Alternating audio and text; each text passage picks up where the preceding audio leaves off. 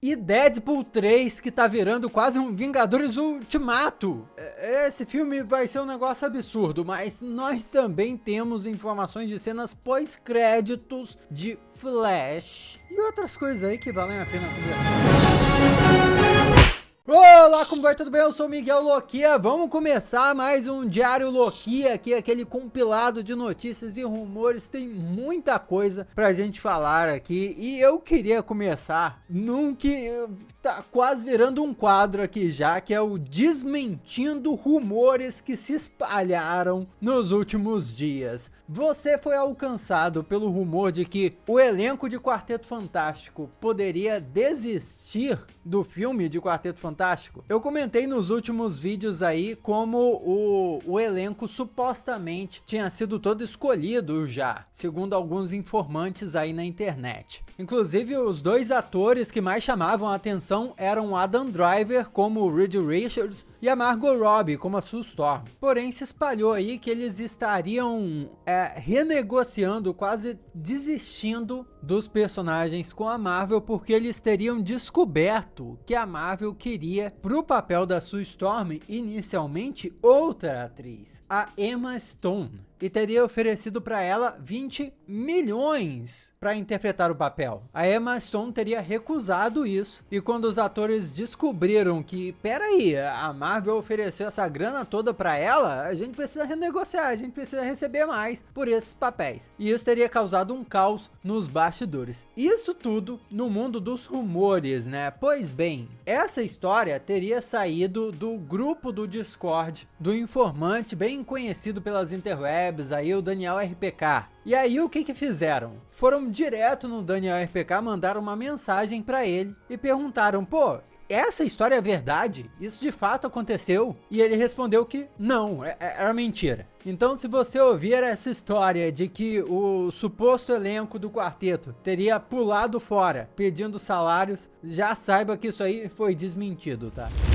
Outra coisa que correu pela internet aí também é a notícia de que a Sony está planejando um filme em live action do Miles Morales. E isso veio logo depois que eu falei em um vídeo que eu não achava uma ideia tão boa assim, a Sony ter um filme em live action do Miles Morales, enquanto o Miles Morales era protagonista de uma série incrível em animação cinematográfica, né? O contexto que vale se colocar nessa notícia é que quem disse essa informação foi a Amy Pascal, uma produtora importantíssima de Hollywood, já comandou a Sony Pictures, está por trás dessas produções do Homem-Aranha, desse universo do Homem-Aranha nos cinemas. E ela diz que além desse filme do Miles Morales, Homem-Aranha em live action, também veríamos uma Mulher-Aranha e um quarto filme do Homem-Aranha, no caso do Tom Holland, com a Zendaya. Isso aí é uma baita novidade, né? Porque a gente imaginou que pelo fim de Homem-Aranha Sem Volta pra Casa, a Zendaya, ou seja, a MJ, iria para um canto e o Homem-Aranha do Peter Parker iria para o outro, mas aparentemente no filme 4 eles ainda irão se encontrar. No caso do filme da Mulher-Aranha, foi recentemente revelado que no filme da Madame Teia vai haver uma Mulher-Aranha. É o papel da Sydney Sweeney,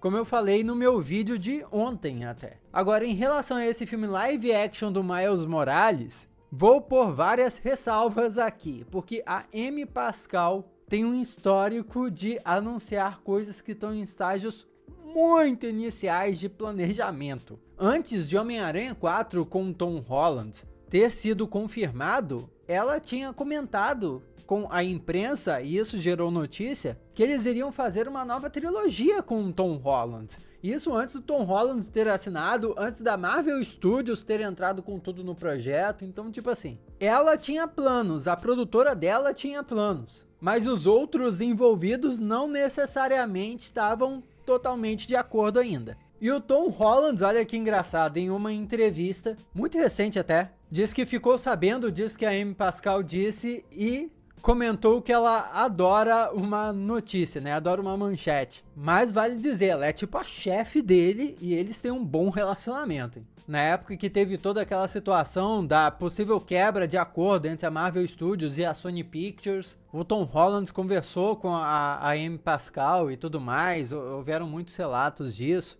Mas enfim, e o Tom Holland também diz que a produção de Homem-Aranha 4 tá em estágios bem iniciais ainda e tá em pausa. Por causa do quê? Da tal greve dos roteiristas que ainda tá em andamento.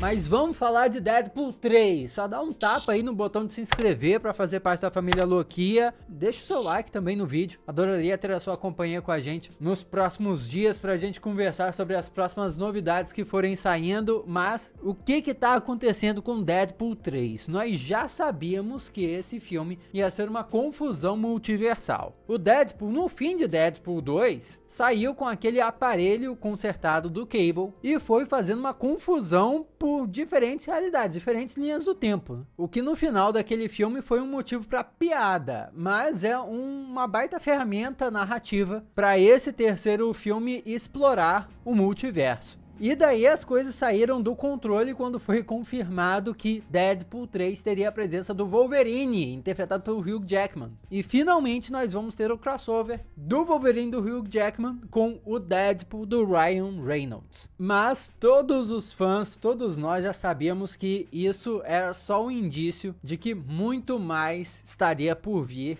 e realmente está. Grace Randolph, que é uma jornalista e uma informante, comentou, por exemplo, que um dos atores já confirmados no filme, o Matthew Macfadyen, acho que é assim que fala o nome do cara, tá interpretando um agente da AVT no filme. A AVT, como a gente sabe, é a agência de variância temporal que apareceu na série Loki e basicamente controla, na primeira temporada de Loki, a linha do tempo sagrada. Depois do final da primeira temporada de Loki, eles ficaram basicamente ali monitorando o multiverso. Com o Deadpool viajando por diferentes realidades em Deadpool 3, é muito provável que esse agente da AVT esteja tipo na cola do Deadpool para tentar capturar ele ou impedir que ele faça o que quer que seja. É verdade que essa jornalista disse que ela pegou essa informação, mas sem ter 100% de certeza, porém tem um outro informante que também indicou isso. Então assim, existem ótimas chances de ser verdade, ter agente da AVT no meio desse filme.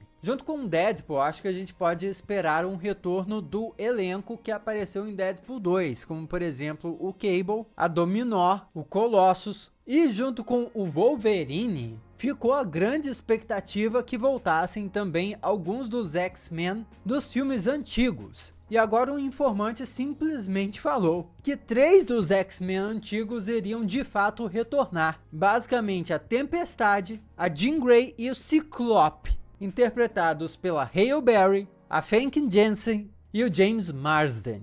É a oportunidade deles fazerem um Ciclope de forma épica, porque coitado do Ciclope naqueles filmes antigos, viu? E colocar eles também num uniforme clássico. Além dos 3, o informante também prometeu mais um personagem da franquia dos X-Men da Fox, que seria um vilão, e um outro personagem do universo cinematográfico da Marvel que também seria um vilão no filme, mas deixou em mistério. Eu me lembro que assim que esse filme foi anunciado, a primeira especulação, a primeira coisa que surgiu em teorias na minha cabeça, e tenho certeza que na cabeça de muita gente, foi que esse filme poderia ser o Deadpool matando o universo dos X-Men da Fox, porque tem um quadrinho do Deadpool matando o universo Marvel, então poderiam fazer de alguma forma uma adaptação disso. Então, agora, com tantas participações especiais sendo aparentemente confirmadas por esses rumores, que ainda não são 100% confirmadas, né? São só rumores. Essa possibilidade fica ainda mais forte.